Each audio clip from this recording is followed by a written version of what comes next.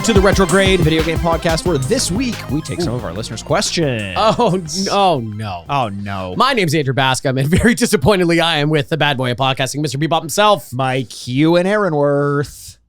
Aaronworth.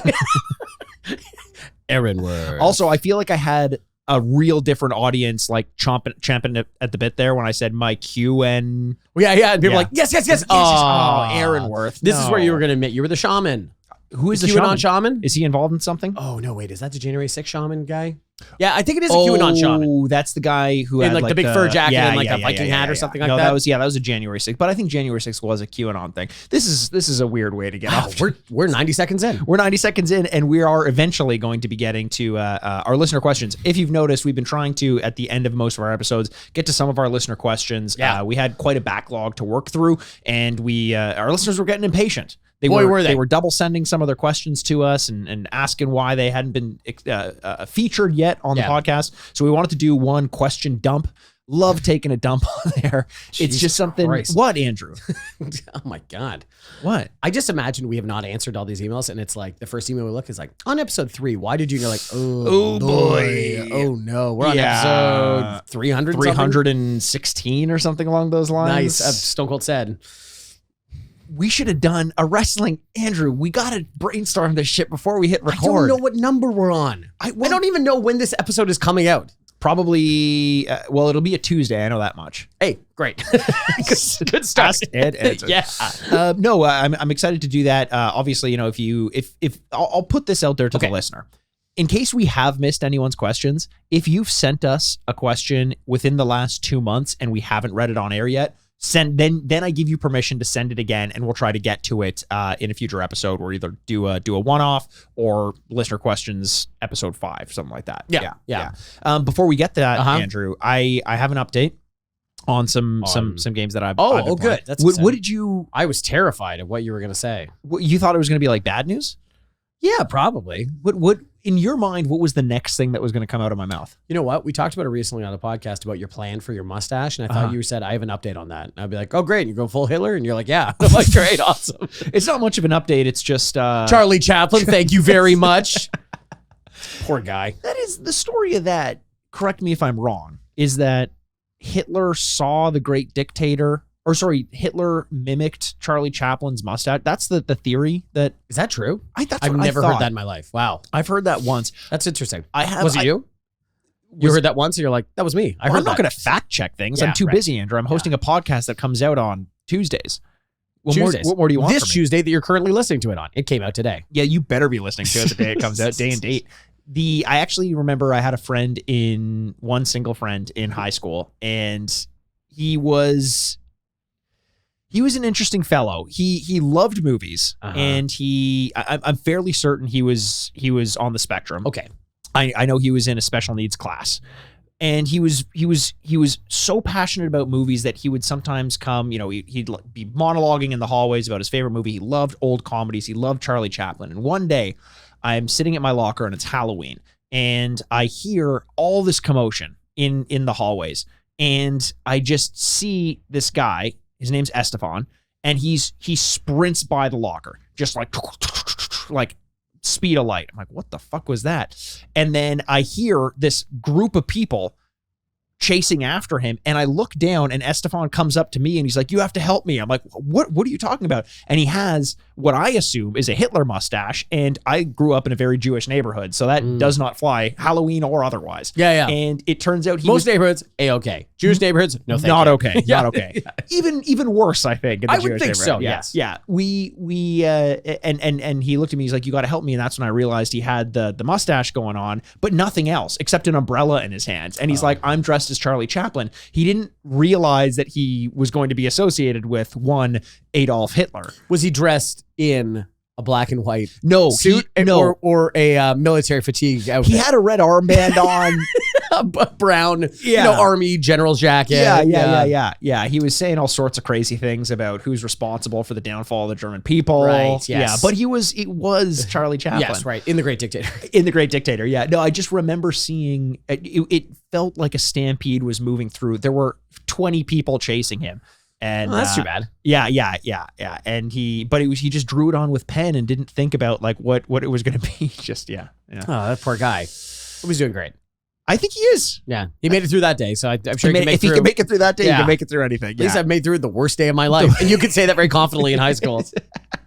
Not many days will I be compared to Hitler. No, the update that I had, Andrew, was not about my mustache, and it was not about my friend Estefan, and it was not about. I can't believe you named him. Why? It's not his last name. Oh, that's true. Yeah, good nose. Good note. Sorry, it was Gloria Estefan. It was Gloria Estefan. I was gonna ask. I didn't want to. Yeah, I didn't want to out her dox her. The update I have is about Sekiro. I brought it up twice over the last few episodes to give a little bit of an update on the fact that I went back to it. You know, like a battered husband. I crawled back to Sekiro because it beat the shit out of me. Jesus Christ. Well, I'm just saying this is what it did. God damn it. What? You're on fire today. I felt like it. Yeah. All my bruises and cuts that it gave me the last time I played. And I thought I was giving up on it forever. And this isn't the first time I've done this. I've gone back to a game that I disliked. Just because it seemed like everyone around me loved it, and it's kind of having a moment, Sekiro is right now for some reason. So I'm at the point now where I am farther in the game than when I initially played it. Great. I think I'm past the halfway point of the game, and I gotta say, I'm absolutely loving it. I'm having such a blast with Sekiro. Awesome. I think the combat in this game is second to none. It often is compared to like a rhythm game because it's less about the memorizing the move patterns of an enemy and finding your one opening and getting a slash in and then waiting like a lot of Souls games are. There is an element of that, but it's more a parry mechanic where every time the enemy's about to attack you, you have to parry, and in doing so, you work their posture down so that you can get like a death blow on them or something. Okay. And it feels like when I'm playing this, I remember recently I talked about, or a few months ago, I talked about Hi-Fi Rush, where it's kind of it's a combat game, but there's always a beat going on, so you have to attack to the beat. Yeah. So there's music and like that. I feel like when I'm playing Sekiro, I'm kind of doing the same thing. Okay. Where instead of looking visually at an enemy's attack patterns, I kind of memorize the sound it makes, and then I tap my finger along the parry mechanic along with the sound that I'm expecting to come. And it is such a satisfying way to go about the game, just playing it based on this rhythm instead of this visual input that I'm used to with Souls game. And I'm just so happy that people around me, you know, unknowingly convinced me to go back to it, because this, you know, when we used to go back and I'd talk about my favorite FromSoft games, I would often rate Sekiro like 0 with a bullet. Like I did not like that game. It was every other game and then Sekiro. I think at this point I would have it in the mix as a potentially, you know, higher up on that list. I think it may have leapfrogged the likes of maybe Elden Ring or something along those lines. I still haven't beaten it, but you know, I'm beating bosses in like 3 or 4 tries instead of the 20 that it took me to do before. Interesting. Really liking it. Yeah. So if you were like me and you bounced off of the game out there before, I do recommend going back and giving it a shot. The one piece of advice I give, it is not a stealth game, although it gives you the ability to use stealth mechanics. Force yourself to get good enough at the combat that you don't have to worry about engaging with enemies on a one-to-one basis. Okay. And otherwise, if you spend your whole game stealthing and then you have to face the bosses, your combat mechanics are not good enough. And that's what I had an issue with the first time I played it. So really liking it the second way through. Force yourself to just enjoy the combat mechanics, die when you need to die, and just have fun with the game. It's been an absolute blast. That's amazing. Yeah. So now you have a little bit of a stretch of games that you've tried to play, did not like, and then you went back and played them again after some time, and you've liked. You know, Death Stranding is probably the best example of that, and now Sekiro. That's great. Is there any other games that you're thinking about? You're like, I didn't like that, but everyone else said it was great. Should I try? I said to my player one recently, she's not a huge fan of video games, but we'll talk because... Or you. Or me. Yeah. So when I talk about anything but myself, she's ecstatic. Because it gives her a little break. You know what I mean? Yeah. From what I'm usually talking about. 80% of the time, yeah. And I said to her, it almost scares me going back and playing a game like this that I was so certain I disliked. Because how many other games, movies, TV shows, whatever it is, are there out there that I gave a shot to, didn't like, and yet if I went back to it, I would really enjoy it. It's almost like I have to reassess everything. Yeah. So what is the next thing I want to go to? Man, I don't know. Maybe a fighting game of some sort. Whoa. You know, like something that's so far from the realms of me potentially enjoying, because, hey, it turns out Sekiro is a great combat mechanic and that's what's keeping me engaged. I don't know. Do you have any of those circled in your that you're like, maybe if I went back to it?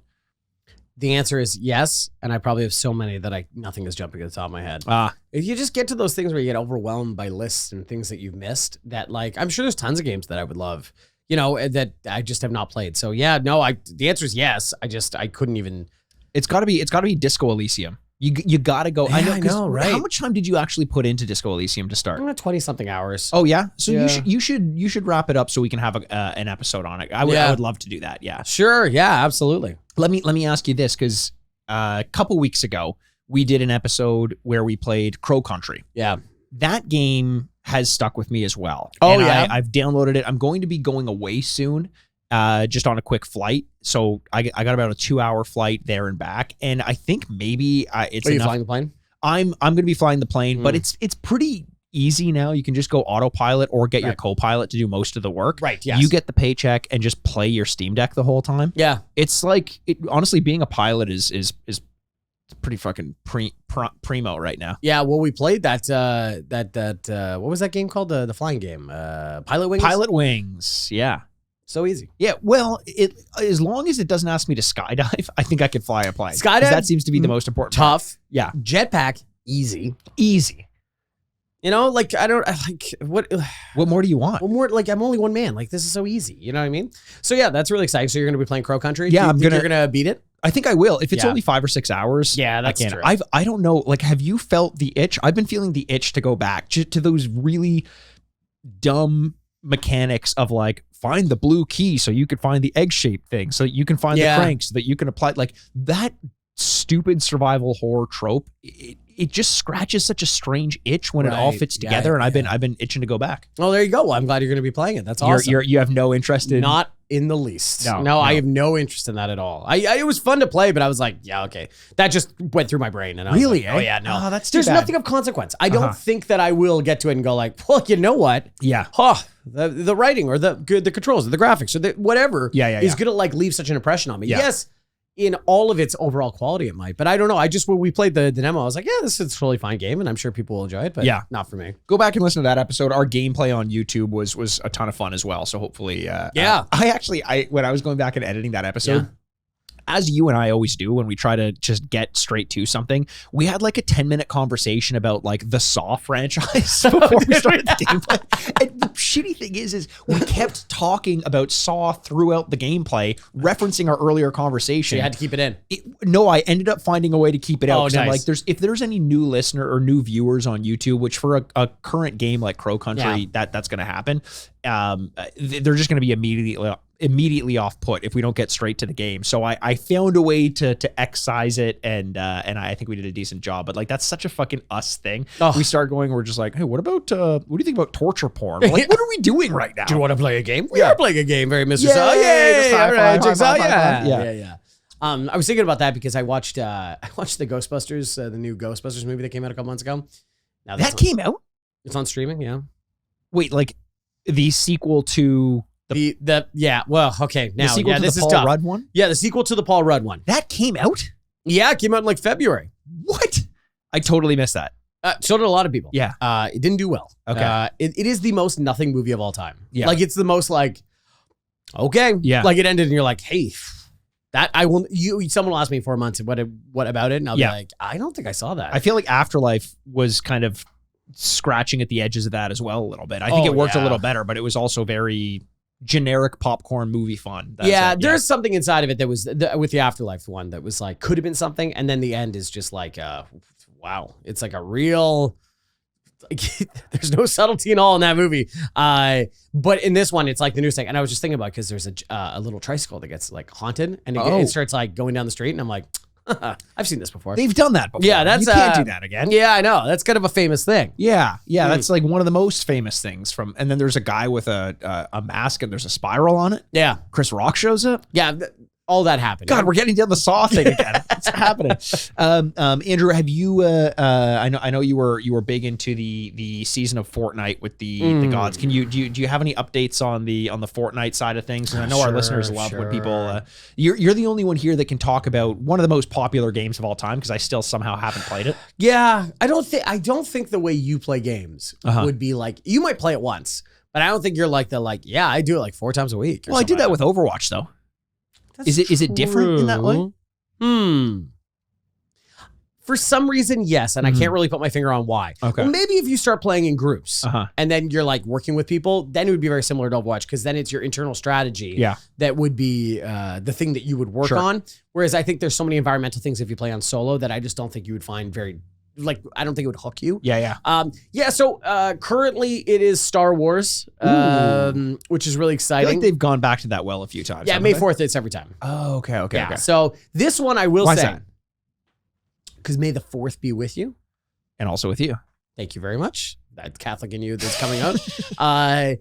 This one is, I will say, the moment this season is going like, I think Epic is showing cracks. Oh, shit.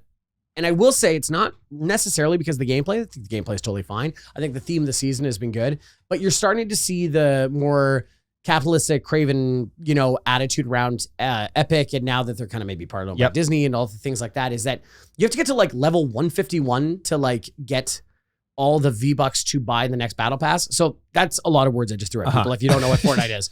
But what you get is a battle pass every year, every season, excuse me. And that gets you the ability to get all these skins and get all the dances and gun covers and all these music. Why people actually play the game. Why people actually play the game. All the cosmetic things that are fun to collect.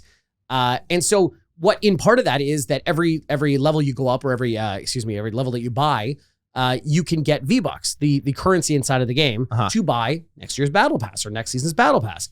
And now they're starting to make it very, very tough to get enough money to buy each battle pass. Where it's been usually not easy, but it's like, hey, you put it in 10 hours, you'll get it back, and then we want to see you next season. Here you go.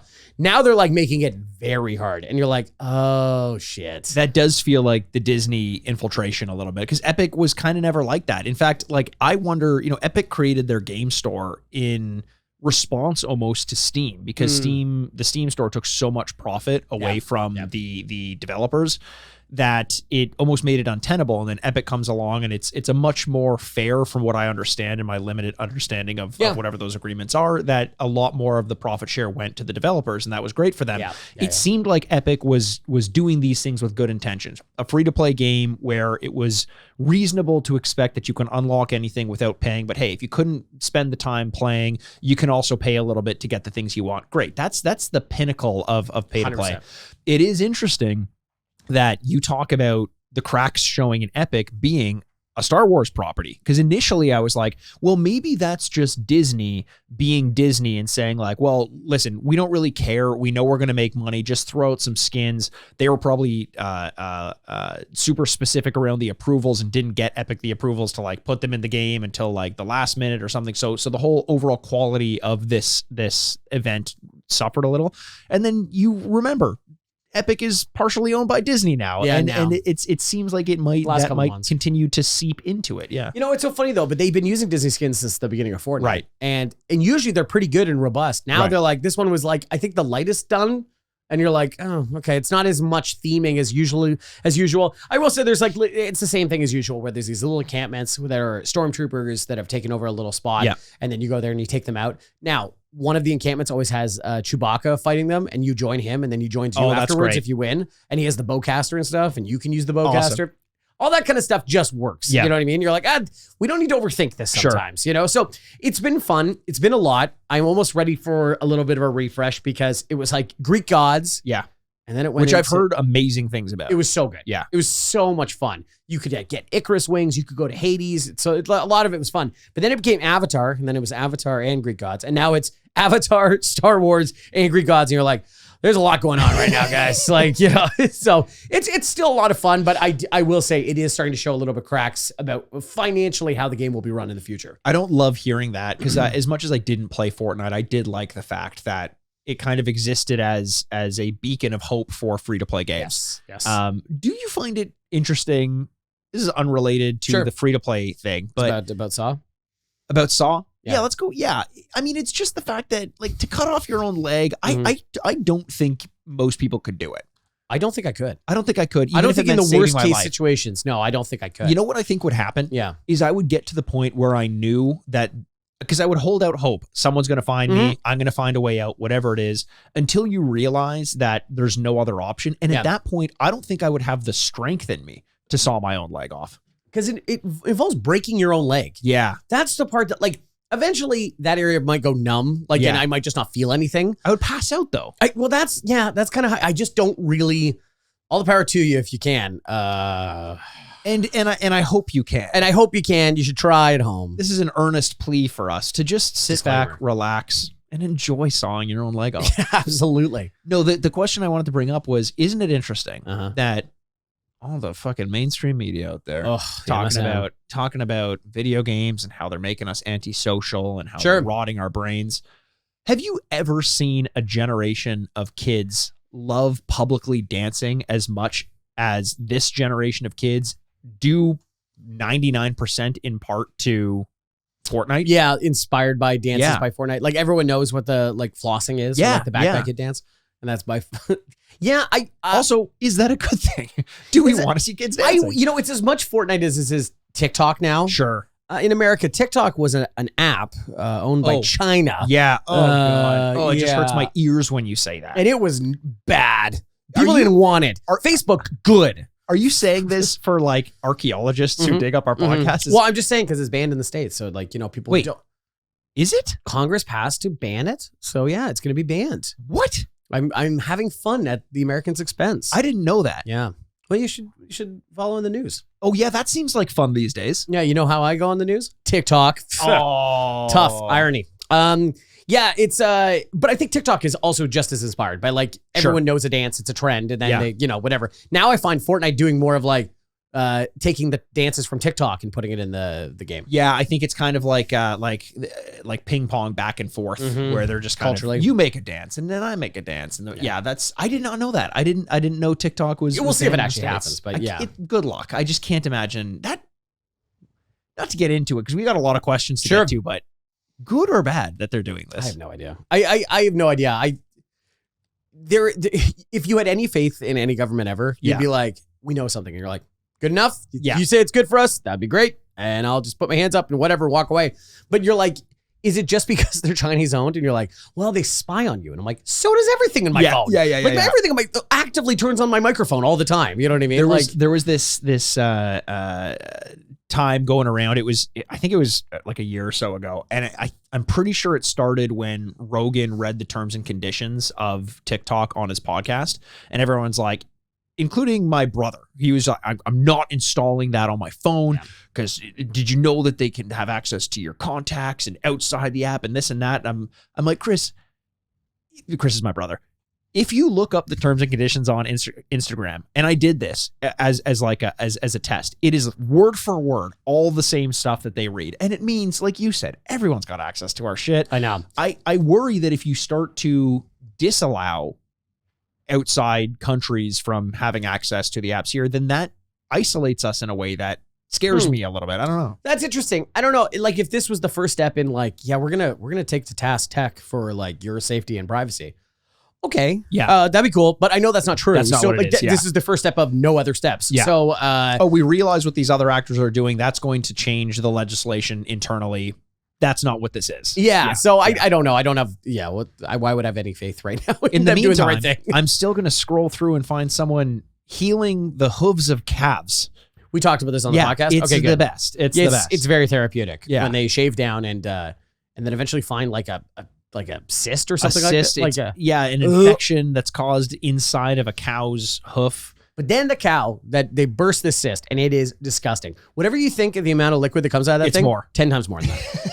But the noise the cow and horse makes when that thing goes, it's like, oh, and you're like, I want to feel that. That probably feels so good. I like it because it's like Dr. Pimple Popper, but a step removed. Because when it's humans, it grosses me out. But when it's animals, it's like, I can't relate to that. I don't have a hoof. I also hoofs. I don't have a hoof. Yeah, no, I know. No one said anything. No, Andrew. No one said anything. I want to put this on the record now. Okay. I don't have a hoof. I guess I will also say that. I don't have a hoof. It's about time. People want to know, Andrew. First question. Does Andrew have a hoof? Hey, I've already addressed this. Check episode 316 because Andrew said so. Hooves in general just freak me out in general. Yeah. So yeah, that's... Are you saying hooves because I was saying hooves, or do you usually say hooves? It behooves you to tell the truth right now. I don't know it's come up enough for me to really have a steady answer on what what parlance I would say these, like, I don't think it's like, well, of course I say it like this. I'm gonna of course. say the word. Yeah. You say that word. Okay. I'm gonna count you down. 3, 2, 1. Hoofs. Did that feel good? Did that feel good? Mm. Did it feel right? No, it felt wrong. Yeah, right? Hoofs. I said hoofs and I was like, why am I saying it like it's this? hooves, isn't it? See, this is what Multiple I'm of an asking. F is a V, right? Hoover Dam. Like roofs. Roofs. But isn't hoof? I It's know. not a hoof, is it? It's a hoof. It's a hoof. Oh, I see what you're saying. It's a hoof. Is that an accent that I have? I don't know. Maybe it's the Fuck me. Canadian. in Okay, us. now I'm losing my mind.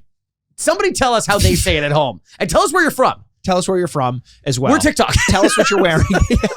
Give us access to your apps and all the background. We're foreign services. agents. We are Canadian. Yeah, we are. We're foreign. Yeah. Okay, let's get to it, Andrew. Okay. We've got a ton of questions and a ton of people who want to know a lot of information from us. We actually have one question that I went through that... Only one, huh?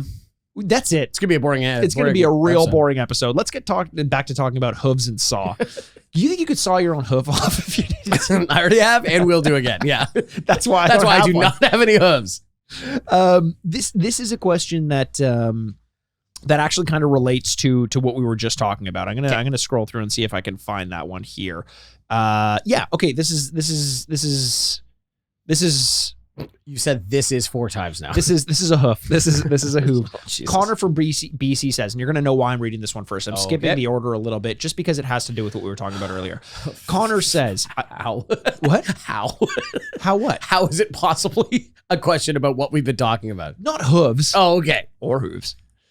I've heard you two talk about how strange gaming as a medium can be, given the fact that sometimes you really don't know if you like a game until 15 to 20 hours into it. What's the biggest swing you've ever had with a game? Either one you started loving and ended hating, or started hating and ended loving. Death Stranding doesn't count because I say that one all the time on this. So that's the question. The reason I'm bringing it up is because I already talked about Sekiro a little bit. We kind of got into that. You know, the games where you thought you hated and you ended up replaying and loving. I've got a ton of them. What about you? Yeah, that's funny. It's probably more started out loving and ended up hating. Interesting, because it's the opposite for me. Yeah, really. Do you have any examples of that? I would say as games get big. How about this from recently? Dave the Diver. Okay. And yes, it's not that I hate it. Like I want to make that incredibly clear because I think that's maybe too black and white. Yeah. Is that once the game opens up, you're like, do you like the game? I'm like, I do like the game. They're like, do you want more of the game? I'm like, I want more of the game. And they're like, we'll give you more. And it opens up and I'm like, I'm not as interested in this. All of a sudden you're doing stealth missions and you're like, what the fuck is going on? I'm fighting like miniature people that are underwater creatures and stuff like that. And I'm like, can't I just feed sushi to the assholes that keep coming into my restaurant? Yeah. Which, by the way, seems so idyllic and I'd love to go to that restaurant. 100%. Oh, God, in a cove. It's so beautiful. But I would say that's the most recent one where I just kind of was like, it's like getting to halfway through the game and going like, well, I'm done with that. And just putting it down and going like, I'd rather have a good memory of that game. That's great. Yeah, that's a different side of the question that I didn't really consider. But there are a lot of those games that I started playing being like, I'm going to play this till the end of time. And then all of a sudden something just happens and I cut off. Dave the Diver was the same. I never beat it. I think I stopped playing around the same time you did for the exact same reason. Yeah.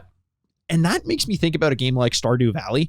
And how well balanced it is to just parcel out enough to keep it interested where you can play that game for 1,000 hours and not get bored. And then restart it and do it again. Like that game is nearly perfect. That's it's unbelievable. An incredible achievement Stardew Valley is. One guy. I would say from the perspective of starting off disliking a game and ending up loving it. Sure. Another example that I will give, or actually I'll give the opposite, starting off liking and ending up disliking. I remember booting up Elden Ring and being like, this is going to be my favorite game that I've ever, like, this is going to be it. And the more I played it, and we've litigated this 1,000 times on the podcast, the reasons why I kind of fell out of love with it. I did end up beating it, but the esteem to which I held it to start really dropped once the world opened up to a point where it felt almost untenable to explore everything. And I know that's what a lot of people like about it. The difficulty curve kind of forcing you to play with all of the mechanics in the game instead of being able to sort of play, you know, just a dex build with a spear or something like that just was not good enough unless you were a supremely good player at the game, which I felt like Souls games didn't always require you to do. So Elden Ring is one that I would have said, this game is going to be my game of the year, guaranteed, no matter what. I had it circled on the calendar. I almost knew that 6 months before it came out. And then I ended up just kind of thinking like, yeah, that's like lower of the pack from soft games for me for sure. Another one that I started out hating and ended up loving is the Civilization franchise. Oh, so yeah, I remember playing that on the podcast, and we played on the podcast. I don't think I fully understood it. And I will say, I don't know if I fully understand it still, but I've put an ungodly amount of hours into this game. And it's just so interesting. It's like interesting in the best way that board games are interesting. Yeah. And it's just so big. And you have that moment where you go to a friend's house and they're like, we're going to play board games. And you go, in theory, that I'm so excited. Yeah. I love board games. And then they start talking about the rules and you go, oh my God, I want to kill myself. And you start looking around the room at active ways to kill yourself, throwing yourself out the window. Yeah. And you're like, I don't stab yourself with one of the pieces of the board game. Yeah, itself. 100%. Yeah. Put a cone through your eye. And you're just like, and that's what happens with Civilization. Where you're like, hey, do you want to play as a world leader and take over the world? You're like, hell yeah, I do. Yeah. And then you're like, okay, so roll the dice. You're like, oh. And I totally understand that. But as the game develops, it's just so big and you start to understand these little corners and what you can do well. And growth is exciting, you know, seeing things evolve and having what were once, you know, Roman phalanx soldiers and they turn into now like jeeps with guns. You're like, whoa, that's crazy. So that one was one that I will always go back to. And, you know, speaking about, because you were talking about being on a plane, that's always one I have loaded for a plane. Oh, because really? It's just one of those ones where even when you play it on the Switch or, oh, nice. Yeah. And even when you're landing, you're like, yeah, one more second. I still got to, you know, figure it out. It's funny. The first time I ever got into Civilization, it was Civilization Revolutions. And that is a similar answer to me because I hated Civilization on the computer. It just felt so inaccessible. And then Civilization Revolutions was a little bit more of an easier game. They simplified it a little bit. It was on the DS and I was playing it on an airplane as well. And I remember just being like, I'm not putting this down until that door is open and it's my turn to get off. Like I have to keep playing this game. Can I ask you on planes? When they've landed and stopped the plane. Yeah. Do you stand up? I do stand up. Oh my God. Now I know that's like a thing. And okay. I want to say this to everyone who's out there who sits on a plane and starts to grumble when people around you stand up. We've all heard the comedians make the joke. You are not original when you turn to the person beside you and say, oh, I guess everyone's in a hurry. Don't know why they're standing up. I'm not making a joke. This just doesn't make any sense. I'll tell you why it makes sense. Because I just spent 3 or 4 hours sitting down on a plane. I need to stretch my legs and move my back a little bit. Like at that point, it's like when you reach the end of like if you time a workout and when you get to that 55 seconds, that's when it's most agonizing, like 57, 55, 56, 57, 58, 59, 60. I assume it's a 1 minute workout. If it's a 1 minute workout, yeah. That's the only amount of time I'll give to a workout. Yeah. And I'm done. Whereas if you said I'm going to do this for 2 minutes, then everything else would be a lot easier up until 5 seconds before. That's me on a plane. That's me in the corner. That's me in the spotlight.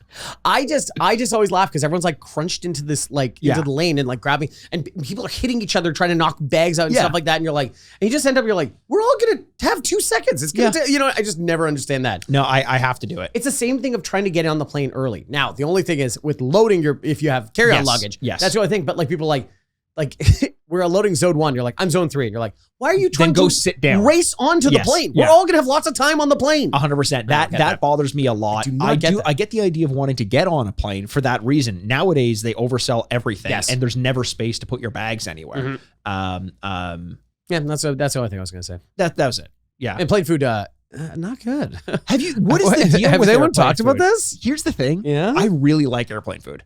It's very rare that I get a meal on an airplane and I'm not like, this is really good. Oh boy. It's just all sodium. Well, yeah. Which is that's delicious. How it's staying in the form it's currently in. Yeah. There's no like open flame in the back that you're like, oh, thank you, chef. Like, exactly. My compliments to the chef. The flight attendant's like, he's sharpening knives. I'm like, how did he get that on the plane? But here's a kind of a question that I'll put back to Connor. Because, you know, he talks about it gaming being a unique medium in the sense that sometimes you need 15 to 20 hours to realize whether or not you like something. My question is, and you can weigh in on this too, Andrew, if you want. Thank you. Is that unique to gaming? Because how many times is there a TV show where they're like, you got to get through the first season, or a book where it's 6, like I'm reading The Stand right now by Stephen King and I'm reading the extended version. So it's literally 1,200 pages. And I'm like, I hope I like this as much. The extended version of The Stand. Did he write other parts and put it in? He originally wrote the full thing, and then the publisher had to get him to cut it down by like 50%. And I accidentally bought the extended version, and then everywhere I read is like, no, you really should. And I'm like, but that's 1,200 pages. That's like 19 books. Oh my God. The way I read. So yeah. Yeah. That's wow. Yeah. Does that mean you're a slow reader? It just means that I like a shorter book because I'll lose my attention span. Sure. I struggle to keep it on something for a while. I always want to have read something. I don't really love reading. I like having read. Yeah. Oh, that's fair. Yeah, no, that's good. Yeah. And then you put it on a shelf and go like, look what I did. Yeah, I put my Kindle on a shelf now, and I don't even see it anymore. I know. Actually, whatever. I don't to get in my opinions on book collection that always seems to upset people. Yeah, I agree with what you're saying. I think TV is the worst for this. Yeah, because I think for the most part, streamers in general are just making mostly bad TV. Yeah. Like I think most of the stuff they put out, they are volume. They're there for volume. They're there to get you to spend as much time on the app as possible. And so they're like, hey, guess what? This 4-episode thing is 7 episodes. Yeah. This, 9-episode thing. And we're going to come back with the season, in 6 months. So I agree with you that is pretty bad.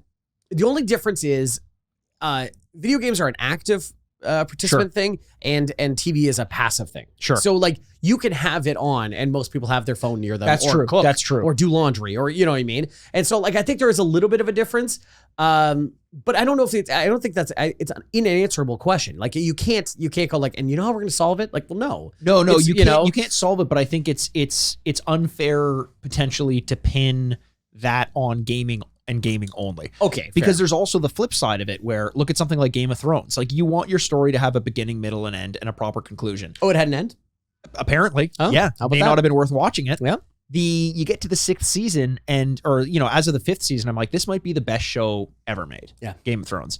And then it kind of goes to shit. And that's after 5 seasons, 12 episodes a season, an hour an episode. Like that's a ton of hours to invest in something to realize that I'm not going to like the last 30% of it, yes. So that's also something that you risk when you watch movies and TV, maybe not movies as much, but TV shows, unless it's Marvel, because now what happens to all this investment that I have in Marvel? Unless you just take the mentality of don't put so much emphasis on the ending of things and instead just enjoy the moment to moment experience of it. Speaking of Marvel, you excited for this Deadpool movie? No, I'm not. Mm-hmm. I liked Deadpool 1 and Deadpool 2. I don't even know if I finished it. Not because it was terrible, but just it had that generic Marvel feeling that I get. Marvel didn't make it, but yes. Fox did. Oh, Fox. Oh, I see what you're saying. Yeah, no, I guess generic superhero movie style thing where, the quips and the whatever. Well, it's more aggressive in the Deadpool stuff. Yes. It's just like, I do not understand Ryan Reynolds, but whatever. He's a billionaire now and that's good for him. But like, if you had to point at one thing where you're like, Ryan Reynolds, that thing you like from Ryan Reynolds? And you'd go, I don't know that I do actually. Is there a thing I like from Ryan Reynolds? And I'm not trying to be catty about it, but just like in general, everyone knows who he is. Yeah. And yet I don't, other than Deadpool, I guess. Yeah. What is he really like? What's his thing where you're like, oh, that was like, this is like. We are Wrexham or what is it? Well, the thing where he bought a football club. Yeah, like where it's just crazy. He also bought a phone company and sold off and he's like a billionaire now. He was on, maybe he's a better business person than actor. He definitely is. But he's charismatic, I guess. But I agree. I don't know what the thing is that everyone loves him for. Right. And so I just find apart from taking off his shirt in Amityville Horror. Hello. Oh my goodness. Or the worst of the Blade films where he's yoked like crazy. Yes. Yeah.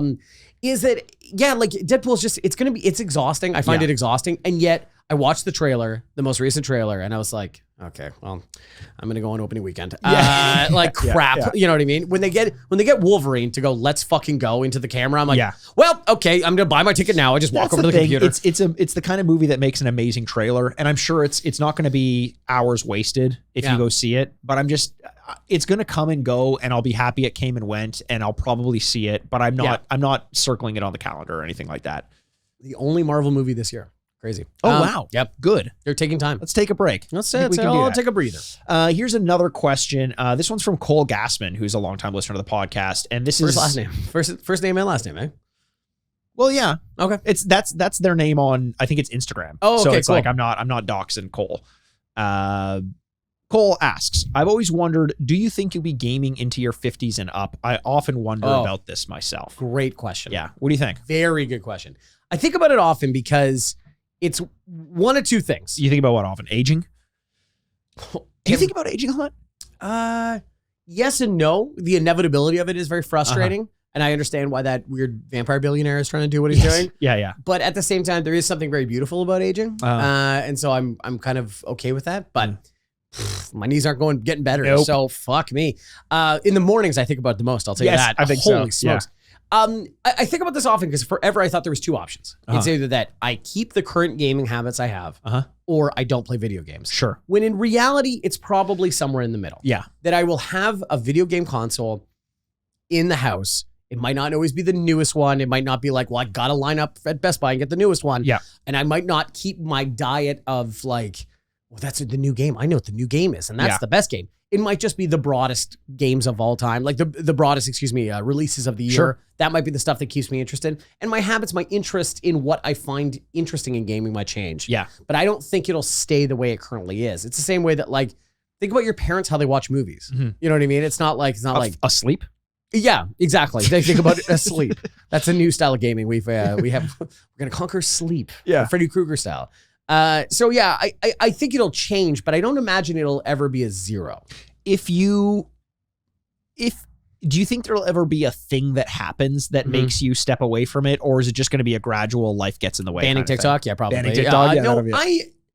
No, because my life, I think I've done all the big adult things in my life that I probably will do that would change that. You know what I mean? I got married. Yep. Like I have, I don't know. I'm not going to have kids. So we have a dog. I'm trying to think of like all these fundamental life things. You have a kid. It's like very easy to go like, yeah, I might never play video games again. Yeah. Like I don't have time. Yeah. You're like, I think that's a very understandable thing. Yeah. So like, I feel very confident that nothing big would come like, that would stop that. So I think it would only be my interest and my, and what I find enthralling about playing video games in the first place. Yeah. I like that. I kind of agree. I never imagined a scenario in which I don't play video games.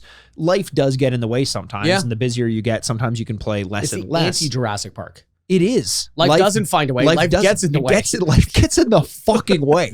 Life, get out of the fucking way. I'm trying to beat Sekiro here. Yeah, keep on marching, you Brontosaurus shithead. Let's go. Bye, Mikey. All right. Yeah, no, I think I don't think it's going to be anything specific. I imagine I'll be playing video games forever. There's a part of me, the only part of aging that I am excited about is potential retirement, because all the time to play video games. And I'm only half joking when I say that. What a great time to play video games and just catch up on all the shit that I never beat. In theory, yes, because we all are working towards retirement. Yeah. Freedom 65 or 55 or whatever the hell it is.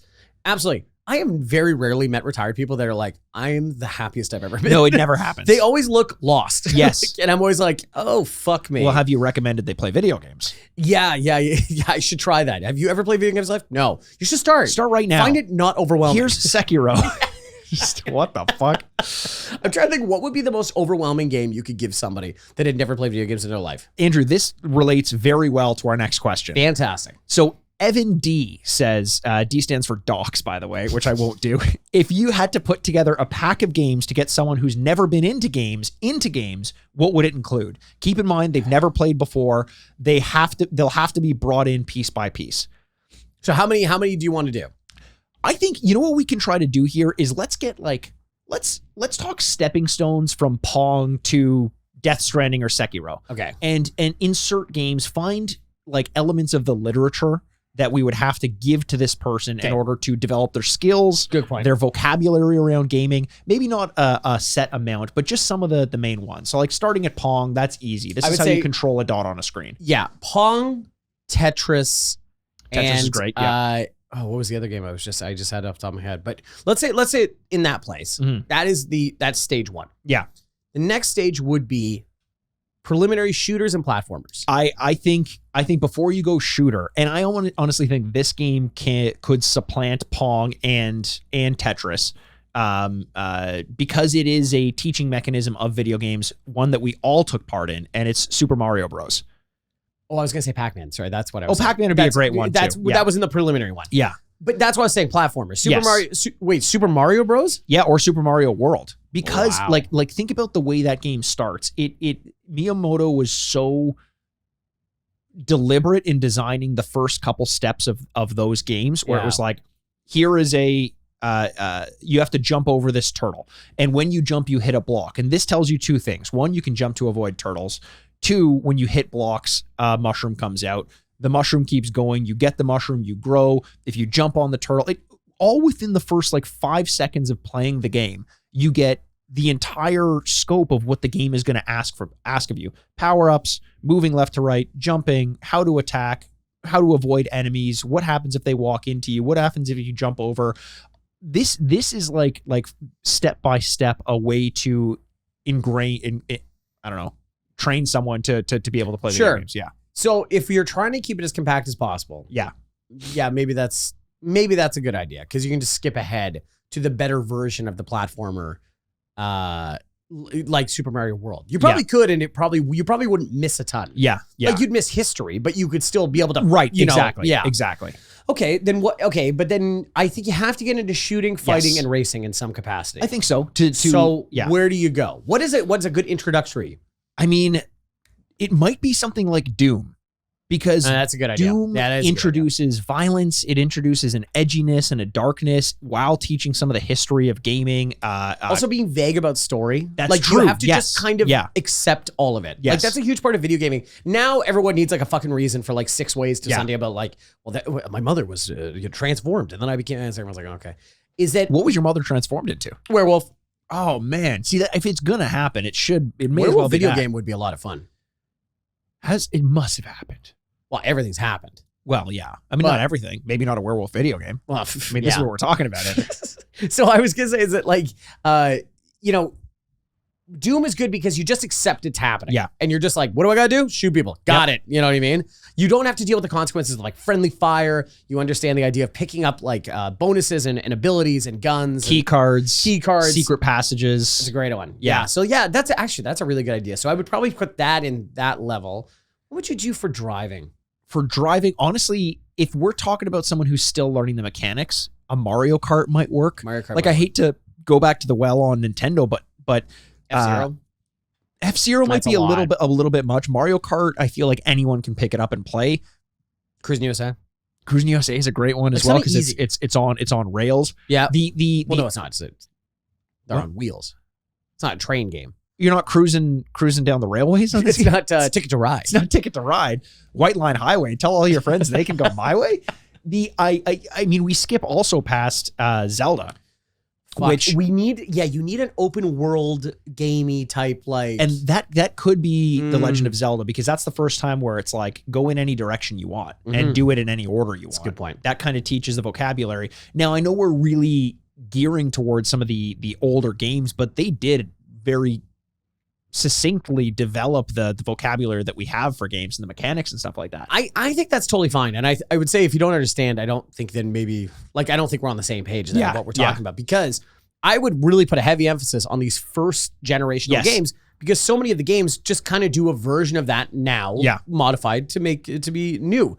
I would say the most interesting part would be choosing these games in the early days. Yeah. And then how far ahead do you skip? Yeah, you could skip that's true. 20 years. I think you skip the PlayStation era almost. Honestly, yes. I think you do. I think you're like now looking at like PS3. Yeah. You know, I think you maybe even skip Mario 64, as much as people think that's what you want. 100%. Because 3D is so much more refined and easy to control in the later consoles. That might be harder for them to understand. Going like, oh, wait, what do I do? And it's like, no, wait, we figured out all the bugs. Go to this new game. Yeah. It's essentially the same thing, just better. Yeah, you know? I think once you've done the Zelda, once you've done the Mario, once you've done maybe a Mario Kart or something, I think it's time to introduce more difficult combat mechanics. I got an idea. Oh yeah, what? I think you have to introduce, if you're saying Zelda and Mario, something like that, I think GTA.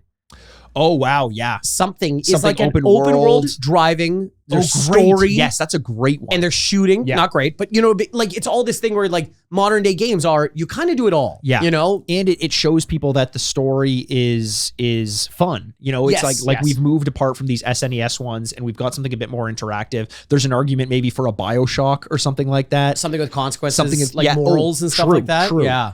You also might want to look at something like, I think if there's a step before that, even though it came later, maybe like a Hollow Knight, where you get someone really used to the consequences of combat and exploration and everything. That may be not necessary, because Zelda kind of accomplishes that in having this open map and open world. But you do have to hone combat skills if eventually you're going to play a Sekiro or a Death Stranding. I will also say that like if you're teaching them all these stages, then you're left with like, what are the games of this generation? Yeah.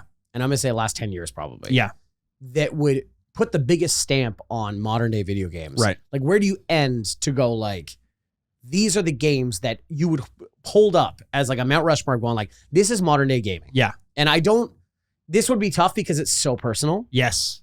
So I don't know. You have to vary your answers and stuff like that. Like, do you need both Last of Us 2, whatever, and Red Dead? Yeah. Because those are like even though they're very different games, they're filling the same space of walking around shooting and doing stuff. Yeah. You know what I mean? Would you put an online game like Fortnite or Overwatch or all this kind of stuff like in there because it's like, well, it's very different. And I almost feel like it depends on the goal. And if the goal is simply to bridge the gap between Pong and Death Stranding, or whatever that game is, then you don't need the online component, and maybe they move to that afterwards. If it's just about like, how do you teach someone everything they need to know about gaming, that's a different story. But I think Red Dead and The Last of Us, those are two examples of something that really does teach you how to seek out story, especially in Red Dead's case, how to live in a game without expecting too much. And that could be a good one.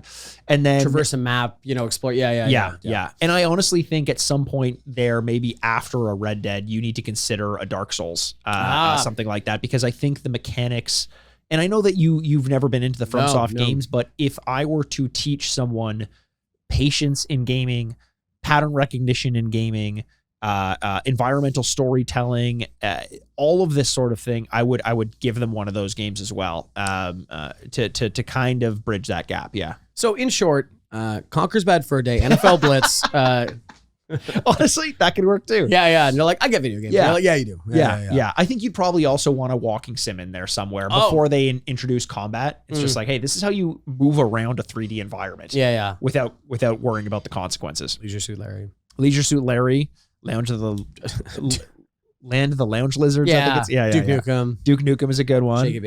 Shake It Babe. Just press spacebar to throw money at. Yeah. I was explaining that to someone at my gym recently who's a lot younger than me. I was like, no, my dad brought this game home for me. And if you press spacebar, you can like pay strippers. And he's just like, what are you talking about? Yeah. He's like, it's a shooter? I'm like, yeah. Oh, yeah. You can shoot her afterwards if you want. Yeah, you can shoot them. You shoot anything you want. Yeah. It was great. It really influenced me as a person. It definitely did. And for the better, probably. Mm-hmm. Yeah, it made me very considerate towards other races, creeds, religions, genders, the police themselves. Yeah. Let's get to maybe one more question. Sure. And we apologize if we haven't gotten to yours, Will. If we haven't gotten to yours, send me another note if it wasn't a recent message, and then we'll make sure that we're including Next it. time we do this, we'll do like a lightning round where we eliminate a bunch of them. Yeah. Or maybe we won't talk about Saw for the first 20 minutes of the episode. Saw though, but interesting. Evan, that was a great question. That was a really good question. Very good question. Let's do this one because I think this is kind of fun and does kind of relate to a recent episode. Okay. Anonymous. They didn't want their name being said. Who knows why? Maybe it's a run from the cops. Their name is Evan. Your peripheral talk got me thinking about all the hunks of plastic I got rid of, thinking I'd never want to use again, only to miss them years later. Do either of you now, or have you ever been the kinds of people who trade in games? Do you have any regrets of peripherals, consoles, games, etc. that you miss? And if so, how much did you end up getting for them? Oh yeah, absolutely. Okay. So in a perfect world, I would have never given away a single game. I would have never given away a single console. Sure. If I had known what modern day society finds valuable, I would have held on to all of it. I would have bought more of it. And when it dipped and like the next generation came out, we were throwing this shit in the garbage. Yeah. I would have snapped up all these weird novelty controllers that 100%. We were doing, or novelty versions of games, or the yellow N64 for blank, whatever. Sure. Yeah. You would have done all that. That's unfortunately not realistic, and you didn't know what was coming, and also. Like you need money as a kid. You need money, your life. I grew up, like needing money. So like you also moved 1,000 times and apartments and stuff like that. And eventually you start looking at that box you haven't touched and you're like, well, fuck this. I'm not going to do this anymore. I have traded in games very, very sporadically. And it's mostly because they're like, do you want 20 cents? And I'm like, I'll take 20 cents. And they're like, and it just feels like the most belittling experience of all 100%. Time. So you're just like, well, I'm not even going to do that. Like, it's not even worth it. Yeah. It's not even worth the subway fare down to the store. Well, that's the shitty thing is when you talk about trading games, I do have some examples of that, but more often than not, it's just throwing it out. or giving it away. Yes. You know, I would have loved to have still had a Guitar Hero controller. Gave them all away. My Rock Band kit, you know, I don't need the drum kit, but like I gave that away. My Donkey Konga bongos. Donkey Konga bongos, the most fun peripheral to talk about. I think I threw that out. And now, you know, it's not super valuable, but like, wouldn't it be cool to just be able to plug that in at some point?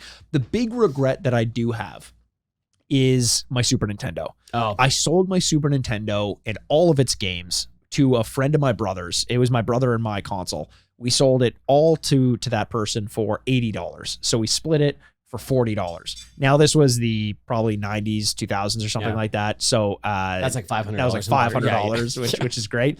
But no, it sucks because, you know, collector's items, sure. I don't know if I'd ever be looking at them like I'm going to sell this now, but just to have it would be really, really cool. It would. Like I would have to get adapters for TVs and stuff like that. But it's the people that do that. And like now you think, oh, so if that's what we find valuable, I should really just kind of buy one of everything now. Yeah. Hold on to it. Just put it in a closet somewhere. Yes. And then you're doing the same shit over again. 100%. And people now know that we do that. Yeah. So that it doesn't become as valuable anymore. And there will be like a cratering of what we find that to be interesting eventually. That I'm more interested in seeing what, like the things that are being released now, you know, as collector's editions or something. You know, they know that that's who they're trying to pander 100%. towards, but there's going to be so many of these things later because like you said, everyone is already hoarding them. I just don't know that it's going to be like a valuable thing down the line. Like every once in a while I get super interested in like figurines. And I'm always like, oh, that's pretty cool. Yeah. Like there's some really cool companies doing very interesting stuff and very niche towards mine. I was looking at a Kurt Russell from The Thing where he's holding up a flare and I was like, man, amazing. that looks so good. Yeah. And I was like, I could put it on my wall or put it on a shelf for now or something like that. And it's like, and then I'd hold on to it and maybe it would become valuable.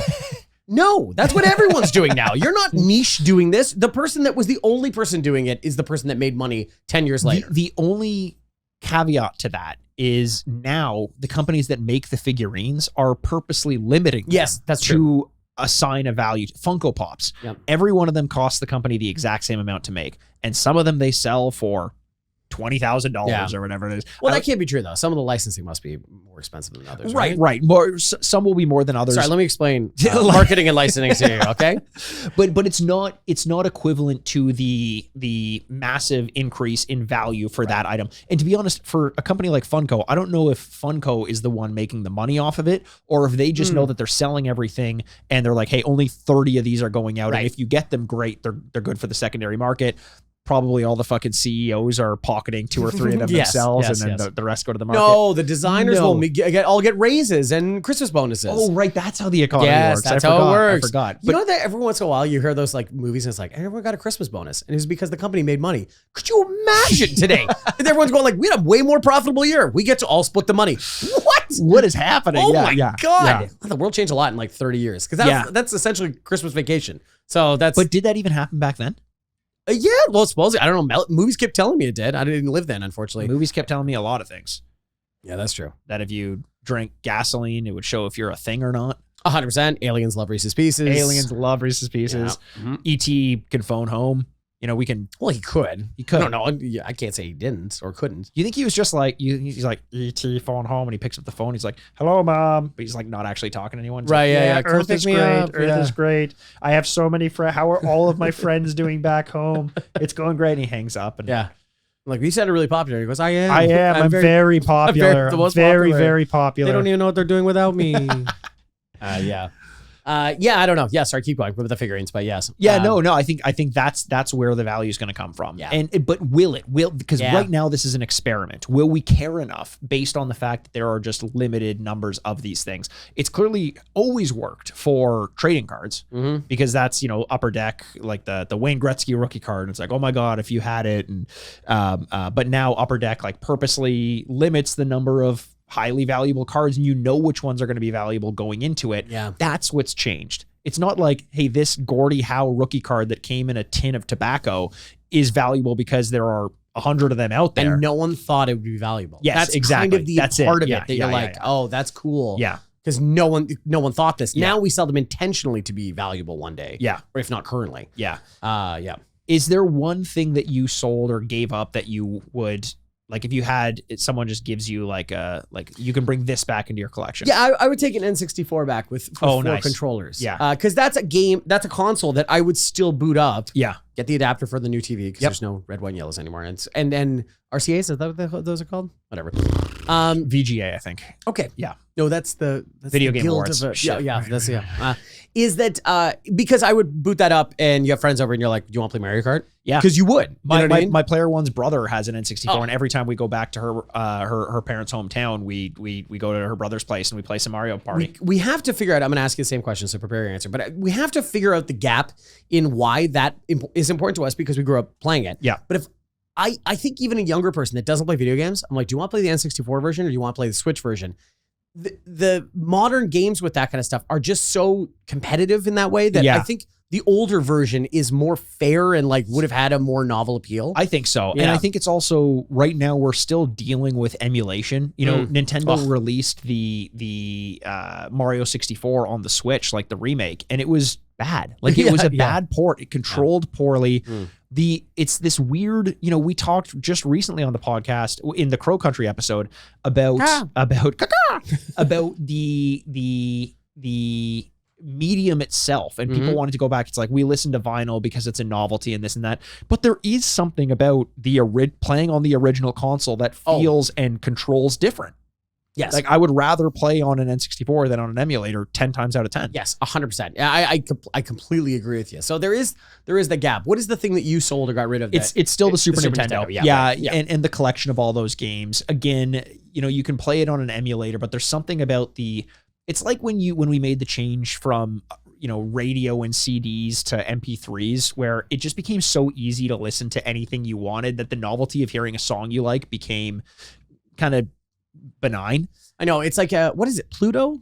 What's the streaming service where you can just tune into channels and then yeah. And there's a certain novelty of like, I don't know what I want. Yes. You tell me what I want. 100%. You know what I mean? And that ability to be like, well, I can play the game. I can play these games because this is what I have. Yeah. And maybe I'll go to a random video game shop and they've got a copy of Contra 3: The Alien Wars. And I'm going to add that to my collection. As opposed to being like, I'm going to go online and just download a game and play it. Like I know that it's easy and I'm happy that option exists, but there is something about the blockbuster feel of like, this is what I have, so this is all I get. The rarity of it, you know, does go a long way. Or so I agree with you on that one. Yeah, it's I think also I would never want anything with discs. It's not like I want all those games because, you know, whatever. It's cartridges only. I agree with that. I find because we can't have it anymore. Yes. And now we don't even get discs, so maybe that will change it a little bit too. So that's the scary thing is what happens. You know, we talk about the things that we haven't traded in. My regret might not be trading in. It might be the fact that I've purchased everything digitally more. And at a certain point, 20 years from now, I'm not going to be able to go back and boot up Death Stranding because I don't have the physical copy and it's not downloaded to my PS4. Like it's very scary. The future of gaming can be very scary about that because physical media might be the only thing. And even then, if you have physical media, it still might not work. So that's just also, crazy. Hey, it's not like DVDs. Do you have Overwatch 1? I do have Overwatch 1. No, you don't. And it takes me right to Overwatch 2. Yeah, exactly. Crazy. Well, those were some great questions and we still have some other ones remaining. So, you know, we'll either pepper those into upcoming episodes or, you know, if we get enough of a backlog again, we'll do another listener episodes. These ones are always fun. Awesome. Well, thank you so much, everyone. We love every single one of you, and we can't wait to talk to you soon. My name is Andrew Bascom, and with me, as always, is the bad boy of podcasting, Mr. Bebop himself, Mikey Aaronworth. This is the Retrograde Podcast. Game over. Let me ask you a question, Andrew. Yeah. Who's the fairest of them all? Who's the fairest of them all? I don't know. What's fair? Like innocent or like pretty or what is it? Like a good referee. A good referee? What the hell's that? They're fair. Oh. I was thinking like Ren. Ren Fair? Ren Fair. Like Renaissance Fair? Oh. Yeah. I was thinking Renfield. What a movie. Furnished by Sad Styles Productions. This is like the beginning of your rap battle that I didn't know I walked into. If you walked into a rap battle with me, it wouldn't be the beginning, it would be the fucking end. You wouldn't walk out.